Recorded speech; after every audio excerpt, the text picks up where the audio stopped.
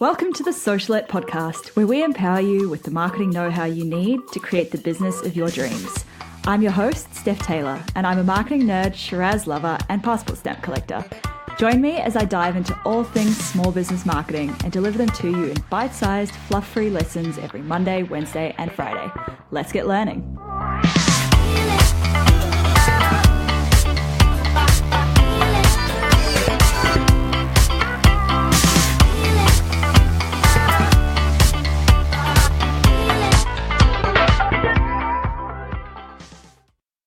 Hey, welcome back to Socialette. This is episode 115.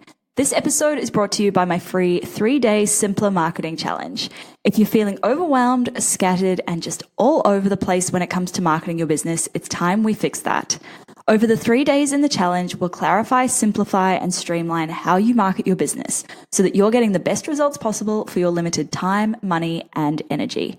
I'll also share some of my biggest hacks for saving time when it comes to marketing your business so that you don't have to spend hours every single day trying to do all of the things.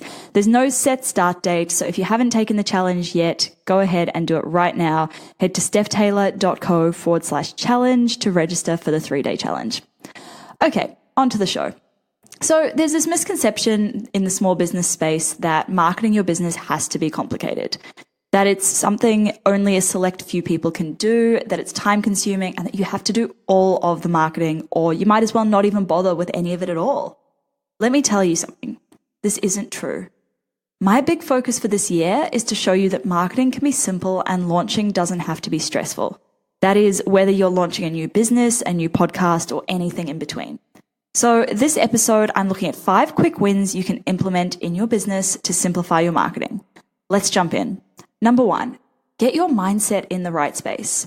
Let go of the belief that you have to be keeping up with your competitors. Just because your competitor has written a book doesn't mean you need to burn yourself out trying to publish one before the end of this year. Check in with yourself. What limiting beliefs do you have around marketing your business? For example, do you feel like you're not a good writer, so you can't create blog posts? Or do you believe that your market is too saturated for you to find success? Whatever your limiting beliefs are, write them down and make a conscious effort to overcome them this year. Maybe it's fear that's holding you back. Are you afraid to put things out there in case people laugh? Or maybe you feel like everything has to be 100% perfect before you put it out there. So instead, you don't put anything out there because nothing is ever 100% perfect. Your mindset is so important when it comes to marketing, so it's naturally the first place to start when it comes to simplifying your marketing. Number 2, focus on one core content type and use this to create your other content. For example, my core content is my podcast. From this podcast, I then get it transcribed and I edit it into blog posts. I'll often share snippets of these blog posts on Instagram or on Facebook. I'll share Pinterest pins linking to these blog posts. Many of my email newsletters are focused around the topics in this podcast. This keeps everything a lot more focused than if I were trying to record 3 podcasts a week, write a bunch of blog posts, create all my content from scratch for social media. Like, a lot of my Instagram posts aren't from this core podcast content, but that's because I genuinely love writing Instagram captions and I have the time to do so. But if you're someone who doesn't enjoy writing captions or who doesn't have a whole lot of time, focusing on just creating your core content each week or each month and then repurposing that content can save you a heck of a lot of time. As a bonus, you'll also feel a lot less scattered because everything will just tie in together really nicely. Number 3, don't do all of the things. It's so easy to feel like you constantly need to be doing more stuff, like you need to be keeping up with all your competitors who are on every single platform.